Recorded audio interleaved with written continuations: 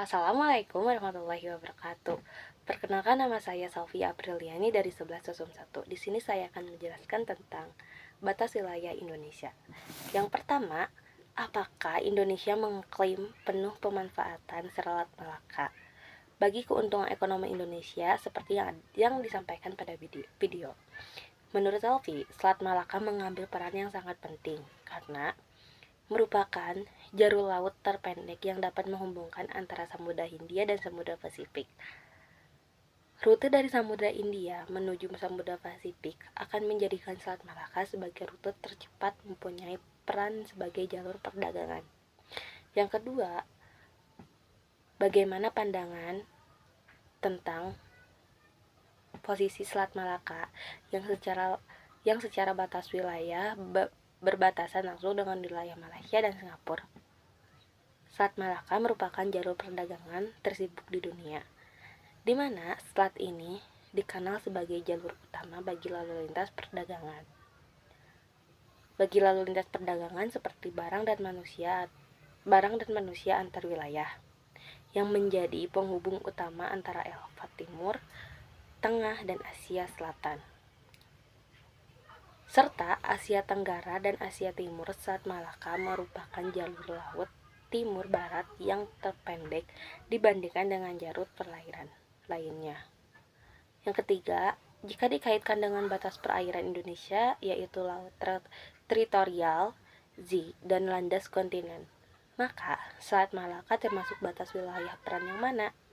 Yang pertama, batas laut teritorial. Batas laut teritorial adalah garis batas laut di perairan sepanjang 12 mil atau 22,224 km yang ditarik garis dasar. Garis dasar merupakan sebuah garis hayal yang ditarik pada pantai ketika air laut sedang mengalami surut, serta menghubungkan berbagai titik yang ada pada ujung pulau. Yang kedua ada batas landas kontinen. Batas laut kedua yang di negara Indonesia adalah batas landas kontinen. Penentuan batas landas kontinen diatur dalam Konvensi Hukum Laut pada tahun 1982 pasal 78 hingga 85.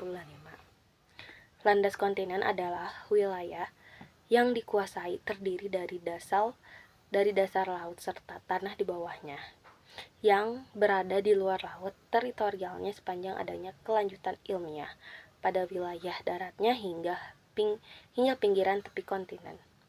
Yang ketiga ada zona ekonomi eksklusif. Adalah batasan negara yang ditarik 200 mil dari asal garis dasar ke arah laut lepas atau laut bebas saat air laut surut. Z juga menjadi suatu zona di mana negara berdaulat untuk memanfaatkan sumber daya alam lainnya.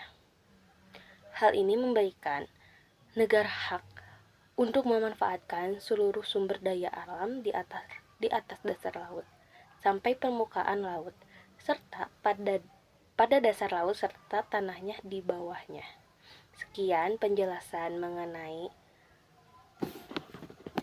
mengenai batas wilayah Indonesia. Terima kasih, mohon maaf bila ada kesalahan. Wassalamualaikum warahmatullahi wabarakatuh.